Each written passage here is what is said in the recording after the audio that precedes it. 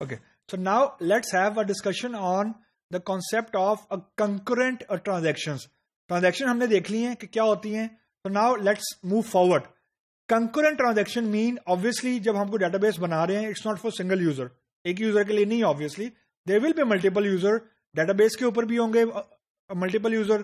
Web के ऊपर भी multiple users होंगे.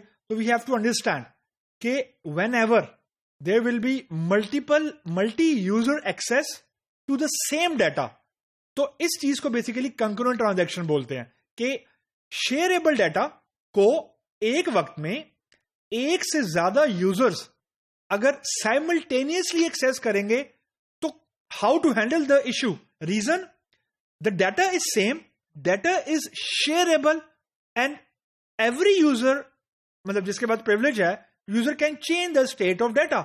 इधर उसको अपडेट कर सकता है, उसको डिलीट कर सकता है, नया रिकॉर्ड कोई ऐड कर सकता है, and so on.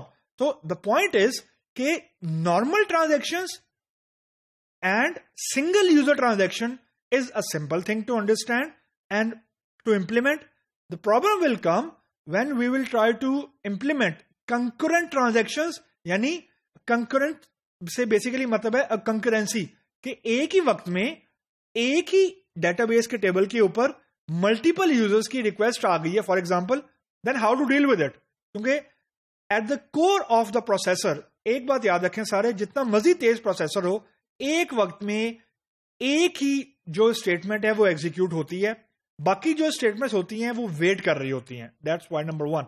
Point number 2 ये है कि अगर हमने किसी तरीके से, यानी हमने टाइम फिक्स करके या स्लॉट्स बना के मल्टी यूजर एक्सेस को अलाउ कर भी दिया है, जो कि हमें करना पड़ता है, तो what will happen to the shareable data?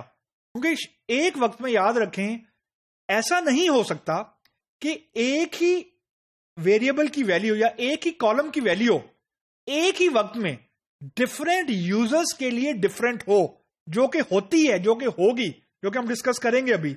I repeat, एक कॉलम की वैल्यू एक ही वक्त में मल्टीपल यूजर्स के लिए डिफरेंट नहीं हो सकती. अगर है तो इसको बोलते हैं डर्टी डाटा. यानी कॉलम के अंदर फॉर एग्जांपल वैल्यू है 6, यूजर ए को नजर आ रही है 6, यूजर बी को नजर आ रही है 4, यूजर सी को नजर आ रही है 12 for example, and it is possible. तो जो तो वैल्यू सही है 6 for example, that is correct. जो बाकी रॉन्ग वैल्यूज यूजर बी और सी को नजर आ रही है, these values at the core are known as dirty data. और ये अमूमन रिजल्ट होती हैं कि हमने कंकरेंट ट्रांजैक्शंस को सही तरीके से हैंडल नहीं किया होता. मतलब जो ट्रांजैक्शन की 4 प्रॉपर्टीज हैं वो हम कॉम्प्रोमाइज कर गए होते हैं. अगर एक भी प्रॉपर्टी फुलफिल नहीं हो रही, तो मैंने अभी आपको बताया, तो there is a chance you will have dirty data, and dirty data is the last thing we want in databases. Reason, अगर डाटा ही गलत है तो उस डाटा के बेसिस के ऊपर जो हम डिसीजंस करेंगे ऑब्वियसली वो गलत होंगे.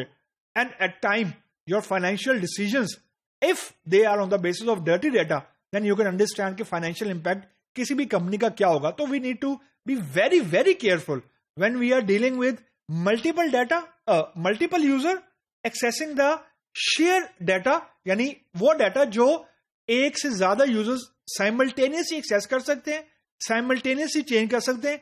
यहां पे अब आपको एक्चुअल इंपॉर्टेंस पता लगेगी ट्रांजैक्शंस की और उन 4 प्रॉपर्टीज की जो हमने भी डिस्कस की हैं, कि जब ट्रांजैक्शन की प्रॉपर्टीज फेल होती हैं तो फिर क्या होता है, और जब ट्रांजैक्शन अनेबल मतलब इंप्लीमेंट होती है तो what good we have at our hand when we will be doing the implementation in databases.